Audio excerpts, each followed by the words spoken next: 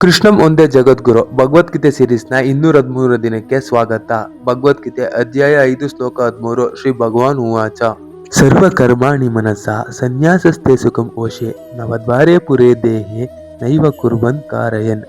ಶ್ರೀಕೃಷ್ಣ ಹೇಳ್ತಾರೆ, ಯಾರು ಮನಸ್ಸಿನಿಂದ ಎಲ್ಲಾ ಕರ್ಮಗಳ ನಂಟನ್ನು ತೊರೆದು ಇಂದ್ರಿಯಗಳನ್ನು ಗೆದ್ದವನು ಸುಖಿಯಾಗಿರುತ್ತಾನೆ ಅಂತ.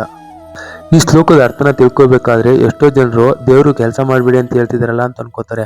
ಆದ್ರೆ ದೇವ್ರು ಹೇಳ್ತಿರೋದು ಕೆಲಸ ಮಾಡ್ಬಿಡಿ ಅಂತಲ್ಲ, ಸುಮ್ಮನೆ ಆಲೋಚನೆ ಕೆಲಸ ಮಾಡ್ಬಿಡಿ ಅಂತ. ಏನಂದ್ರೆ ಮನಸ್ಸಿನಿಂದ ಇಂದ್ರಿಯ ಬಯಕೆಗಳ ಬಗ್ಗೆ ಆಲೋಚನೆ ಮಾಡೋದ್ ಬಿಟ್ಟು ಏನ್ ಕೆಲಸ ಮಾಡ್ಬೇಕು ಅದನ್ನ ಮಾಡಿ, ಅದರಿಂದ ನಿಮ್ಗೆ ಫಲ ಸಿಗುತ್ತೆ. ಅದನ್ನ ಬಿಟ್ಟು ನೀವು ಆಲೋಚನೆಯಿಂದ ಏನೇ ಮಾಡಿದ್ರೂ ಅದರಿಂದ ಫಲ ಸಿಗಲ್ಲ ಅಂತ ಶ್ರೀಕೃಷ್ಣ ಹೇಳ್ತಿದ್ದಾರೆ. ಇಲ್ಲಿ ಶ್ರೀಕೃಷ್ಣ ಏನ್ ಹೇಳ್ತಿದ್ದಾರೆ ಅಂದ್ರೆ, ಎಲ್ಲರ ಜೀವನದಲ್ಲೂ ಬಯಕೆಗಳಿಂದ ಎಷ್ಟೋ ಭಯಗಳಿರ್ತದೆ. ಆ ಭಯ ಹೋಗಾಡಿಸ್ಬೇಕು ಅಂತಂದ್ರೆ ನಿಮ್ಮ ಮನಸ್ಸಿನ ಬಯಕೆಗಳನ್ನು ನಿಗ್ರಹಿಸಿ ಅಂತ ಶ್ರೀಕೃಷ್ಣ ಹೇಳ್ತಿದ್ದಾರೆ. ಸರ್ವೇ ಜನ ಸುಖಿನೋ ಭವಂತು. ಗುಡ್ ನೈಟ್ ಫ್ರೆಂಡ್ಸ್, ನಾಳೆ ಸಿಗುವ. ಬಾಯ್ ಬಾಯ್.